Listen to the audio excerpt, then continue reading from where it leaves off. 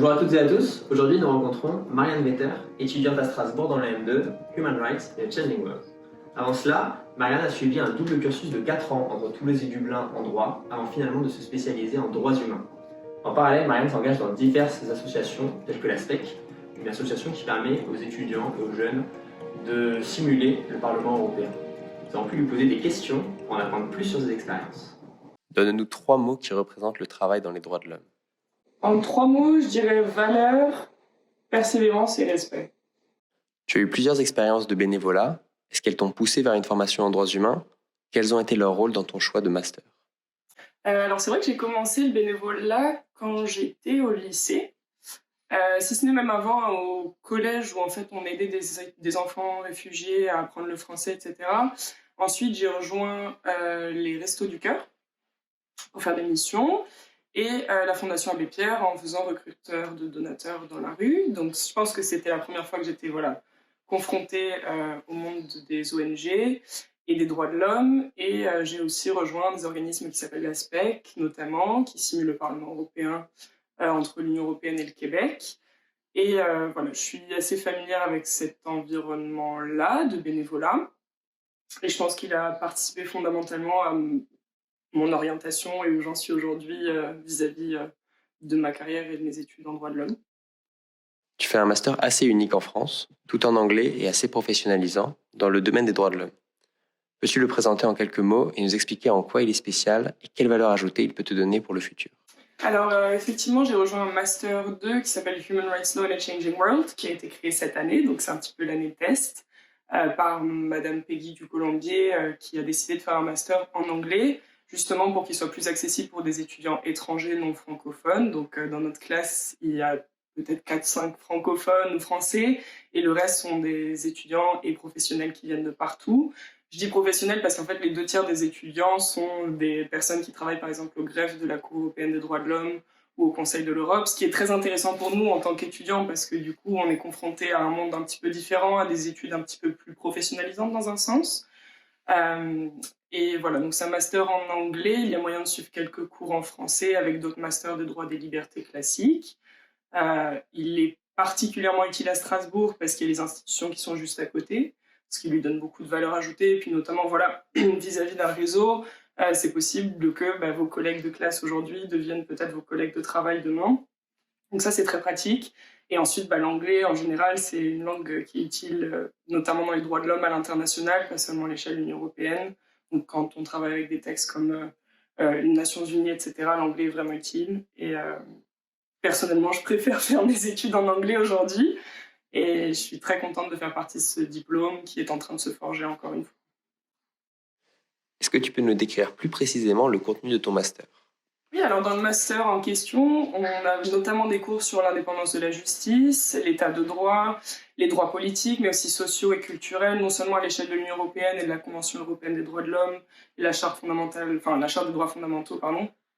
Mais on voit aussi les systèmes avec ICCPR, je ne sais plus quel nom c'est en français, mais et tout ce qui est Nations Unies. Donc en fait, on voit par exemple, moi je fais un cours sur le droit des minorités, droit international des minorités. Ça c'est en option, mais voilà, il y a moyen de grappiller à droite à gauche. Et ce qui est très intéressant, c'est qu'on fait aussi des ouvertures avec les droits de l'homme vis-à-vis de la migration, vis-à-vis des nouvelles technologies, vis-à-vis du droit à l'environnement ou ce qui pourrait être le droit à l'environnement. Et je pense que ça, c'est très pratique, notamment parce qu'on a des professeurs qui ne sont pas en soi des professeurs, mais plutôt des intervenants, par exemple du Conseil de l'Europe et autres. Et d'avoir leur perspective, c'est aussi très, très intéressant vis-à-vis de ces sujets-là. Et il me semble que c'est tout en termes de matière, ouais. Ton profil est vraiment particulier, car en plus de tes études en droits de l'homme, tu es membre de la SPEC. Peux-tu nous expliquer en quoi ça consiste? Quel est ton rôle? Depuis quand tu es membre? Et quel est le lien entre cet engagement et ton parcours en droits de l'homme? Du coup, je fais partie de l'ASPEC, donc qui est la simulation du Parlement européen entre le Canada, Québec et l'Union européenne, qui est la plus grande simulation du Parlement européen qui existe, qui est francophone. Donc elle se déroule chaque année, c'est une semaine chaque été, et un coup en Europe, un coup au Canada, généralement à Québec. Donc c'est une simulation du processus en fait, de codécision entre le Conseil de l'Union européenne et du Parlement européen. En général, les discussions pendant une semaine se tournent sur 3 différentes thématiques. Et l'objectif, c'est de permettre aux participants qui viennent de partout en Europe, en France, en Belgique, mais aussi Maroc, Allemagne, etc. Tout comme le Québec, d'avoir un petit aperçu en fait sur les coulisses et comment ça, qu'est-ce que ça fait d'être député européen ou encore, je sais pas, commissaire, rapporteur, tous les textes, enfin tous les rôles qui existent, ainsi que voilà tout ce qui est journalisme aussi, ministre au conseil. Donc c'est vraiment une simulation à grande échelle qui a en moyenne 150 ou plus participants chaque année. Donc c'est quelque chose de très conséquent dont moi je fais partie depuis 2021, si je ne me trompe pas, d'abord à Amiens, puis à Québec, puis à Luxembourg cette année. Et pour l'édition de 2024, je suis co-chef de délégation pour la délégation de Strasbourg, qui recrute d'ailleurs en ce moment, pour pouvoir partir à Québec l'été prochain et faire une nouvelle simulation. Personnellement, j'ai pris des rôles assez divers. J'ai fait députée européenne, j'ai aussi fait chef de groupe politique et présidente de commission. J'ai eu l'occasion donc de voir un petit peu ces différents rôles et surtout de pouvoir en apprendre et sur le Parlement européen et aussi d'un point de vue humain, tout ce qui est gestion d'une équipe et puis rencontrer des gens qui ont les mêmes intérêts pour les questions européennes et ça internationalement en fait, pas juste à l'échelle de l'UE, ce qui était incroyable et j'espère que ça va perdurer, ça fait plus de 25 ans qu'elle existe. Je trouve que l'ASPEC, c'était une expérience qui était particulièrement utile vis-à-vis de mon cursus en droits de l'homme.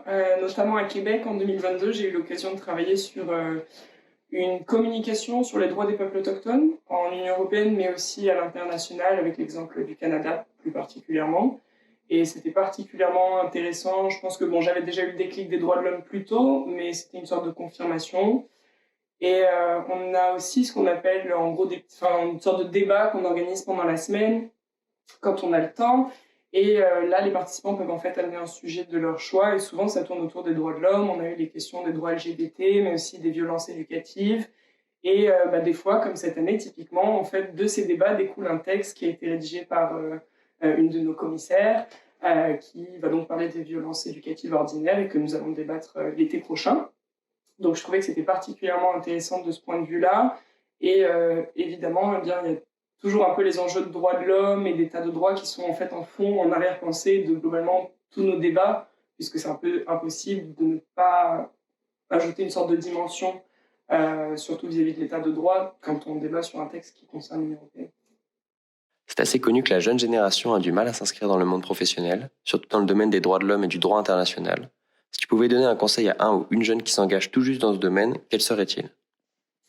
Je pense que pour s'engager dans ce genre de carrière, déjà, il faut être motivé parce que c'est pas évident et ça fait beaucoup appel à nos valeurs, en fait. C'est vraiment là-dessus que tout repose. Soit on sent que c'est ça qu'on a envie de faire, soit on est un peu frêle sur nos appuis et dans ce cas-là, à la moindre difficulté, on abandonne et c'est dommage. Mais je pense que mon plus gros conseil, et j'ai du mal à l'appliquer encore aujourd'hui, mais c'est le réseautage.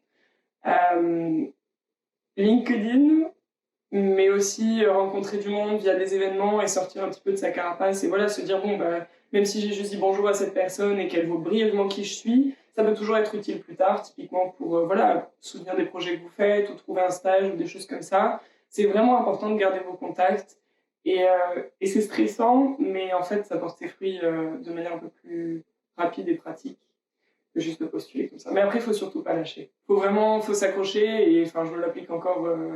C'est absolument pas acquis, sinon non plus, il faut s'accrocher et tout le monde doit le faire.